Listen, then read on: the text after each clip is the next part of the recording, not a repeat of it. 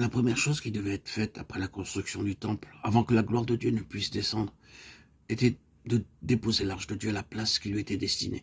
L'arche de l'Alliance est une image type du Seigneur Jésus-Christ, c'est-à-dire une image de son incarnation, et comment il fut crucifié pour être notre sauveur et ressuscité pour devenir notre justification.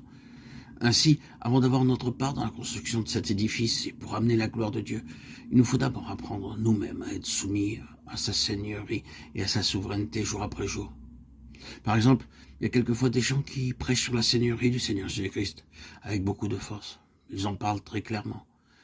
Mais si vous allez passer quelque temps avec eux dans leur maison, vous voyez alors la différence. C'est la femme, en réalité, qui est le chef de famille, et non pas le mari.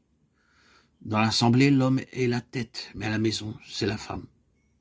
C'est là un mal courant, un véritable fléau dans les pays occidentaux. Nous avons vu des femmes parler durant une demi-heure, sans arrêt, tandis que le mari était dans le coin, comme un petit agneau silencieux.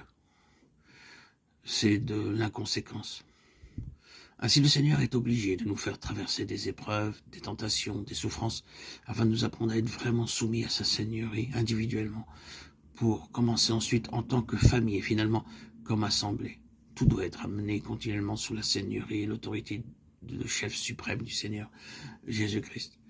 Il y a bien des anciens d'assemblée qui ne sont pas du tout soumis à la seigneurie du chef et qui, pourtant, élaborent des plans pour l'œuvre de Dieu. Cependant, en vue du ministère de la semaine entière, il est absolument indispensable que les anciens se réunissent et qu'ils prient à genoux pour demander le plan de Dieu pour le ministère de chaque jour et du dimanche. Autrement, il n'y aura pour résultat que disputes, querelles, animosité, jalousie, et l'honneur, au lieu d'être donné à Dieu, sera donné aux hommes. C'est pourquoi, après que l'œuvre fut achevée, la première chose qu'ils firent, ce fut d'amener l'arche à la place qui lui était destinée. Dans beaucoup de cas, le Seigneur Jésus-Christ ne fait que figure de tête, mais il n'est pas vraiment la tête, du moins pas en pratique. En Angleterre, par exemple, la reine est la tête du peuple et du pays, mais en pratique, elle n'est rien du tout. Elle n'a rien à dire du tout. Elle n'a aucune puissance, aucune autorité. Ceux qui gouvernent font tout au nom de la reine.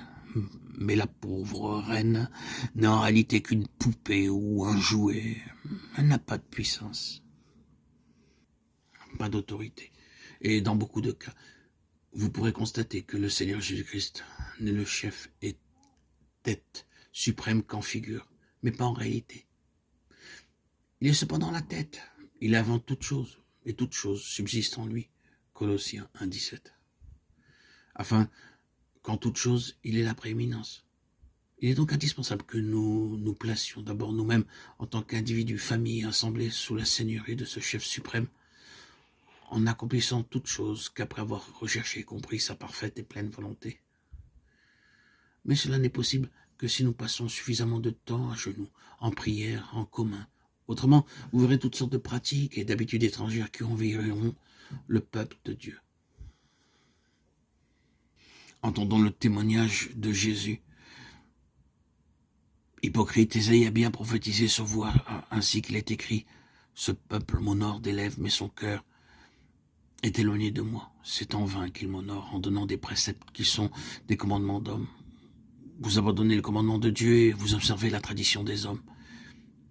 Il leur dit encore, vous anéantissez fort bien le commandement de Dieu pour garder votre tradition, car Moïse a dit, honore ton père et ta mère, et celui qui maudira son père ou sa mère sera puni de mort.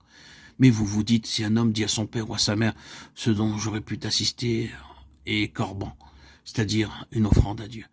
Vous ne laissez plus rien faire pour son père ou pour sa mère, annulant ainsi la parole de Dieu par votre tradition que vous avez établie. Et vous faites beaucoup d'autres choses semblables. Marc 7, 1, 13. À moins que nous ne soyons amenés sous la seigneurie du Seigneur Jésus-Christ, en pratique, en expérience, d'une façon quotidienne, pour tout détail, nous ne devrions finalement que des esclaves, des traditions humaines. C'est pourquoi quitter simplement une dénomination pour former un groupe nouveau n'apportera pas la gloire de Dieu. Ceux qui veulent sortir d'une dénomination doivent commencer par apprendre à être dirigés, gouvernés par lui en toutes choses.